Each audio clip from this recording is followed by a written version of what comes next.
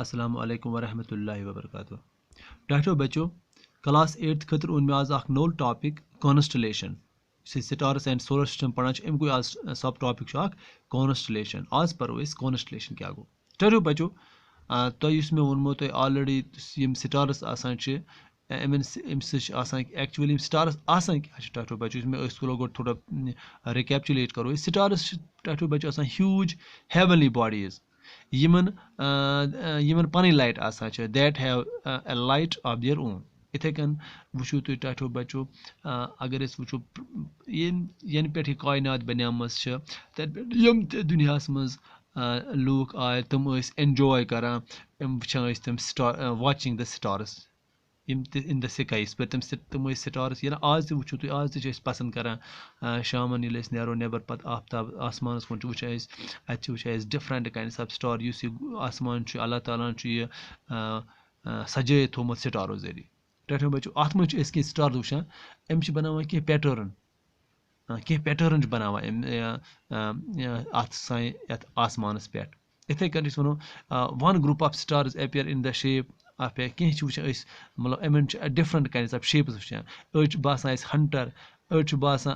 Outline of a line या इथे कन बासान ग्रुप ऑफ स्टार्स ये ग्रुप अलग अलग पे बासान अपियर गसान इन डिफरेंट काइंड्स ऑफ शेपन मज वन वन कॉन्स्टलेशन। इन क्या वन कॉन्स्टलेशन। अब बह लिख टाटो बचो बह लिख द स्टार्स फॉर्म यम stars the stars forming a यम स्टार्स बनावान forming a group that has a recognizable shape तथ shape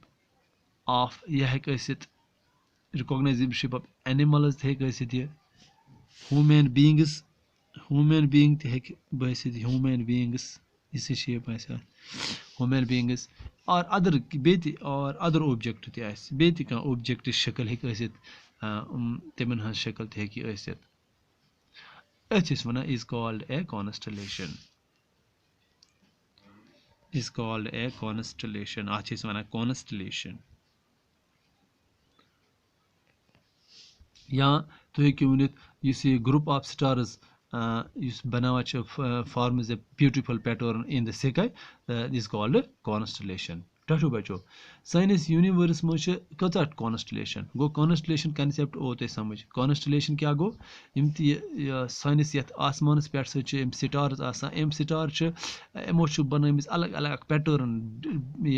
अत स्काई पे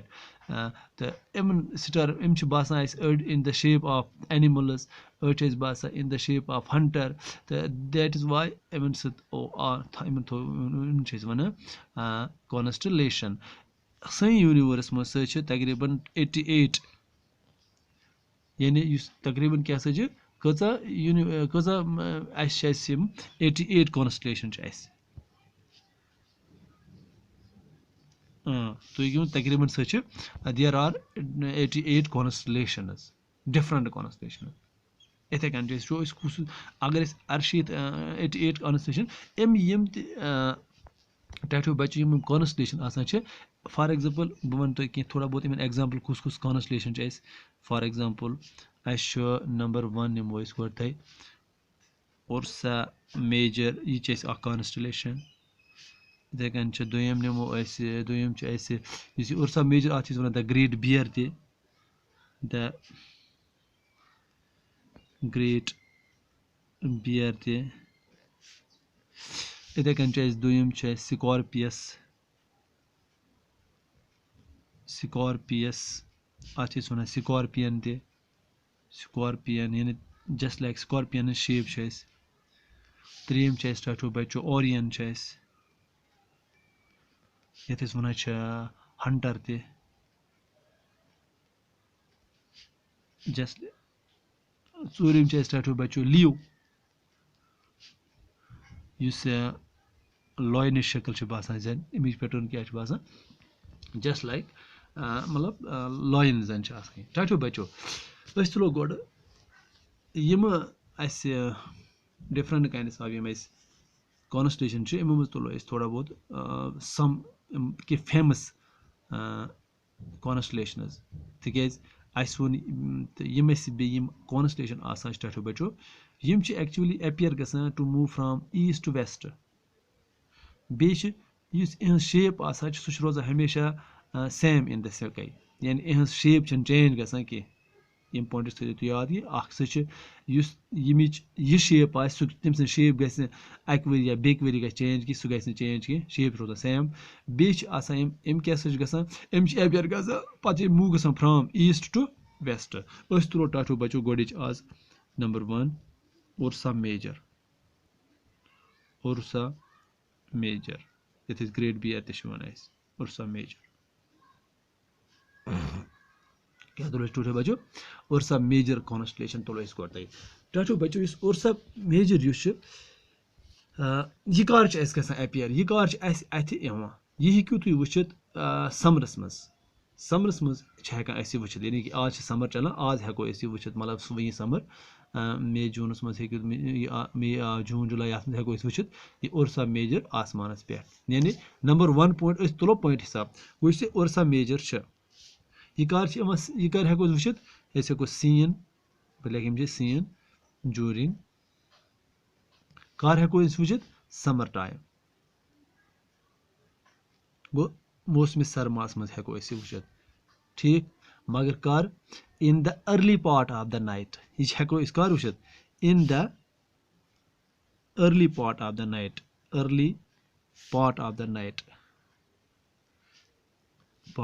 नाइट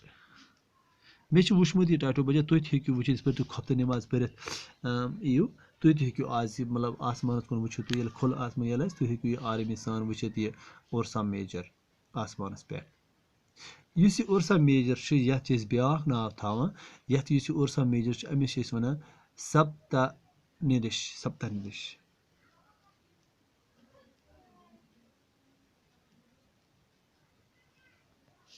अत ब्याक नाव सेप्टानिरिश ठीक टाठो बचो पे वुचन उर्सा मेजर अत मज कत स्टार्स आसान 7 स्टार्स कत स्टार अत मज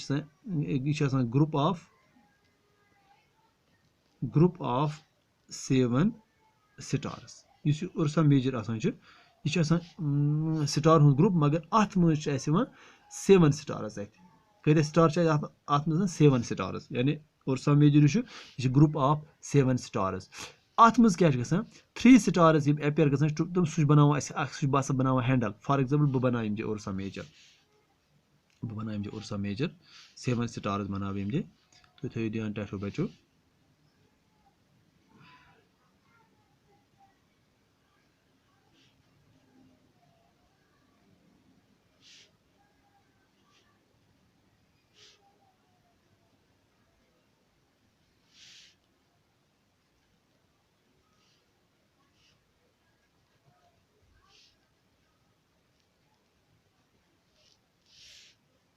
अगर यह गो यह गो 1 स्टार यह गो 2 स्टार यह गो 3rd या दिमो नाम यह गो 4 यह गो 5 यह गो 6 यह बन 7 स्टार्स यह कन वो तुम अगर तुम वो स्टार्स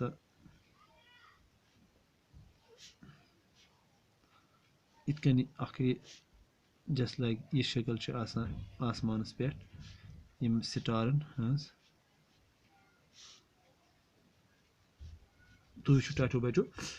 दैट इज यह सह बनो यह वन उर्सा मेजर तुम टाठो बचो ये वन ग्रेट बियर तह बसान जन जस्ट हाप सद पे या